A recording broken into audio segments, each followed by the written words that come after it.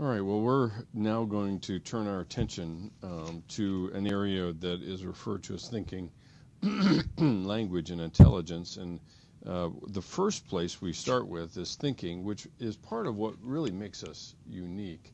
And so the term that we use generally in psychology when we refer to mental activities is cognition. And I thought I'd use orange just in salute to Halloween. Anyway, so cognition, and essentially cognition refers to mental activities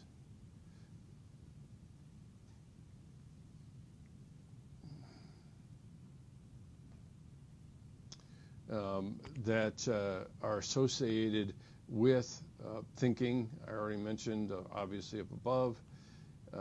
Also, knowing, how we actually know things. Of course, that's tied up with some of what we've already talked about with memory. The other one is remembering. And then the final one is communication or communicating. And this is all contained within what we refer to as cognition. And the interesting thing about communication, actually, is the whole idea underlying it is not only interpersonal, but intrapersonal. We can actually coach ourselves along with a variety of techniques and things like that. And kids do that subvocally. When they're building something, you can often hear them kind of talking to themselves. Now, one of the big ideas in cognition itself is the idea of a concept. And the idea that goes along with this is how do we categorize or bring order, essentially bring order to the world around us. Categorize, bring order. And that's really essentially what categorizing does for us, is it organizes the world into mental groupings that we refer to as a concept.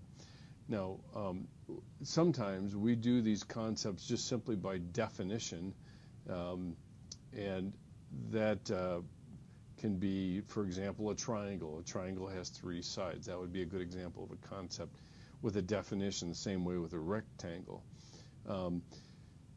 Another way that we go about doing this is with something that we refer to as a prototype.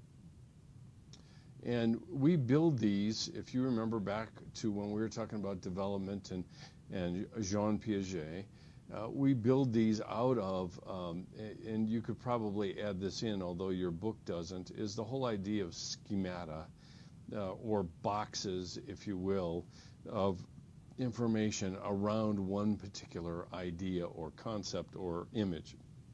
So the prototype becomes a mental image against which we compare whatever we're confronted with. Now, a good example of this is when a kid, a little one, begins to develop the idea of animals and different kinds of animals. So they start out, let's say, with the concept or a prototype of a dog, and when we talk about that,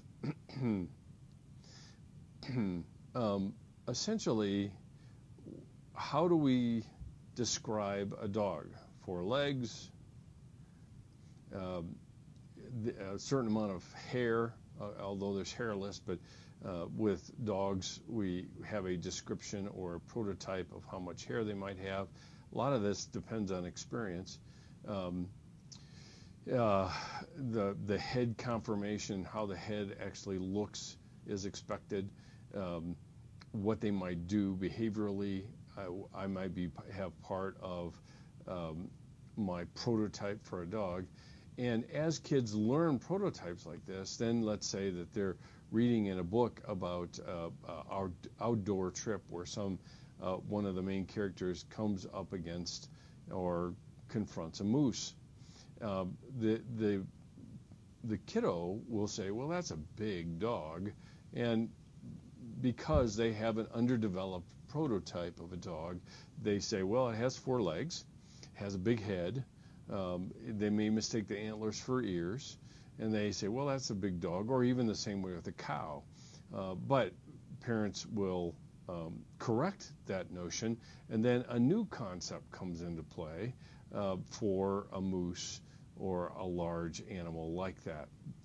So concepts allow us to really categorize or understand our world, and generally, like your book has it with the faces that are at the bottom of the page, generally we have a continuum where this part of the continuum is completely unlike. So let's say this is a dog, and this over here is where the moose is, and there usually is a dividing line here where one is clearly a moose and the other is clearly a dog, and nary the twain will be alike. The problem is when boundaries overlap between things, like birds, for example. You have a penguin over here and a robin over here. There's this whole area here that overlaps that our concepts don't necessarily work, and so we might end up making make a mistake about calling something, whatever it might be, a concept like a bird, and yet an ostrich is a bird but doesn't fly. A penguin's a bird but doesn't fly. A robin is a bird but doesn't swim. And so you see the overlaps, and usually it's in these overlaps where we tend to get into trouble with our prototypes. Just as an aside, another example is something we refer to as an exemplar. And exemplars are a little bit different than prototypes. Prototypes, like I said, are kind of a general concept of a dog. Exemplars is a exemplary concept of a particular animal. They stand out as above and beyond all the other animals. So it's kind of a super concept, if you will, that's part of understanding how we, like I said, how we understand our world, how we bring order to it, how we make distinctions between one versus another, and all of that is contained within the idea of concept formation.